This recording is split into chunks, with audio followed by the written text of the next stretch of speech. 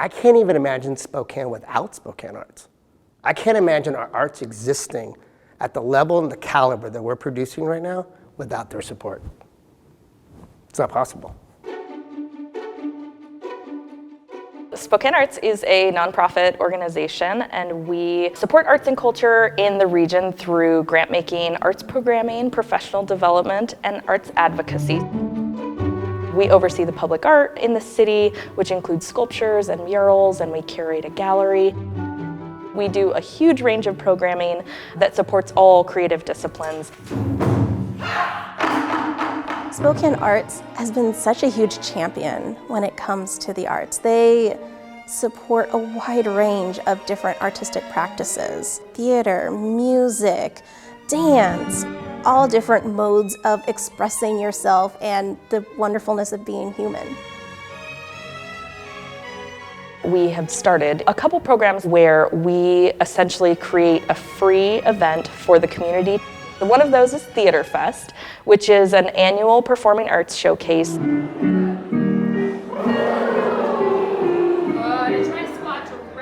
Really just creating those pathways and opportunities for people to see themselves on that stage and say, oh man, I would really like to play the cello. That looks really cool.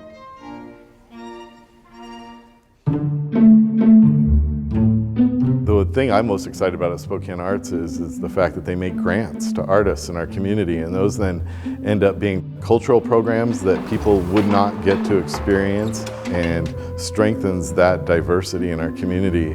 I don't think you can beat it for fighting back against what's wrong in the world.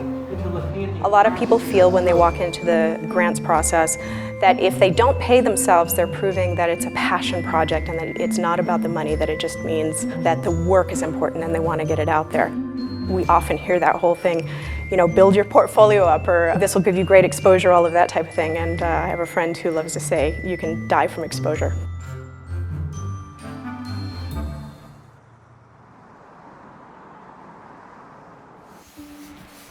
I decided to create a print shop, and that's when I applied to the SAGA grants. So Spokane Arts was a huge supporter because it allows me to get the press and also materials such as the wood to make the tables, the glass to make the ink slabs, and start collecting brayers, tools, carving tools, and paring knives and paper that later on set me into a comfort space that I can actually start creating my work again in the scale that I wanted. And also allow me to pass down this knowledge to other people that didn't have the space or didn't have the equipment to.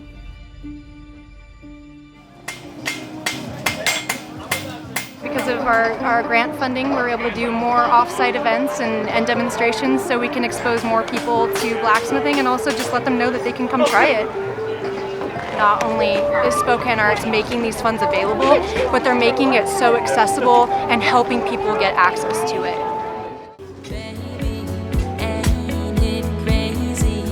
Welcome to the second year of the Music Video Jam. Let's make some noise. I think already just in the couple of videos we've seen, it's impressive, the talent that we have in our town, and we should continue to share that.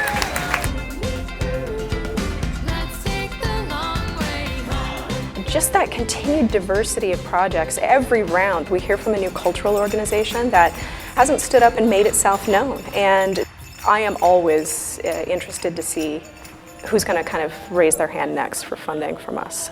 What I want to see is a more diversified lens, both in writing and poetry and performance and music, where these artists can have a sustainable living in our community and stay here and not move elsewhere. And that's where we have to move. That has to be our next step for growth. Hands down on the drum, right in the middle. Ready? 1, 2, 3. What I'm more worried about is the next round of generation. Having the enthusiasm, the love, the passion, and the knowledge to keep that wave growing. And we can't do it without Spokane Arts. The opportunity for a child to experience an opera or a ballet, or to be walking in their neighborhood and see an artist painting a mural, or see someone hammering on hot metal at the farmer's market. You know, those are really incredible ways for kids to be able to see themselves in that work. We have to be looking to that. We have to be looking that direction, because without that exposure, your next wave's not going to exist, because they have no understanding of why art can play a huge role in their life until they get to see it.